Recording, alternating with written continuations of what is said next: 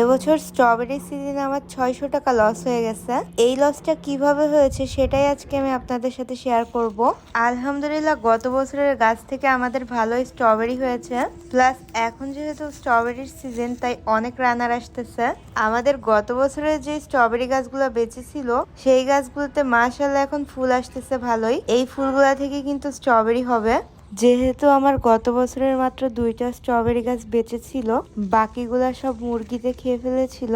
মাত্র 2টা গাছ থাকার কারণে আমি ডিসেম্বরের ফার্স্ট উইকে কিছু গাছ অর্ডার দিয়েছিলাম, টোটাল 600 টাকার গাছ। কিন্তু সেগুলো আস্তে আস্তে গাছগুলো একদম ঝিমিয়ে গেছিল। গাছগুলো লাগানোর পরে পরিবেশের সাথে খাপ খাওয়াতে গাছগুলোর অনেক টাইম লেগেছে। গাছগুলোতে ফুল ফল আস্তে আস্তে এগুলোর সিজনই চলে যাবে। হয়তো নেক্সট ইয়ার এই গাছ থেকে আমরা ফল পাবো, কিন্তু তার আগে আমার পুরাতন গাছের রানার থেকেই মাশাআল্লাহ অনেক হেলদি গাছ হয়ে যাবে। তাই আমি আপনাদের সাজেস্ট করব কখনো অনলাইনে স্ট্রবেরি গাছটা কিনতে যাবেন না। স্পেশালি এই জানুয়ারি ফেব্রুয়ারি টাইমে তো ভুলেও না।